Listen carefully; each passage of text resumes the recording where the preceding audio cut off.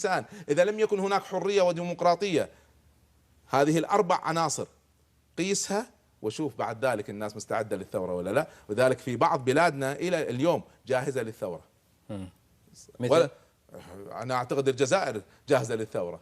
أنا أعتقد الجزائر جاهزة للثورة، لأن حجم الفساد المالي الجزائر، احنا بالإحصاءات أنا سأطرحها في رياح التغيير، الجزائر بلد أحبه جدا أنا، شعب مجاهد قدم 1.5 مليون شهيد، هذا ما يثور إذا طيب مس. يعني الجزائر كلها يعني تحس الجمهوريات الملكيات مستقرة، والجمهوريات لا واضح انه فيها قلق، الا الجزائر حالة مستقرة وإن شاء الله شاهدة. احنا نتمنى لهم الاستقرار، ونتمنى أن الحكومة تعي. وفي الختام تقبلوا تحيات أخيكم المهدي يغزو للتصاميم الدعوية.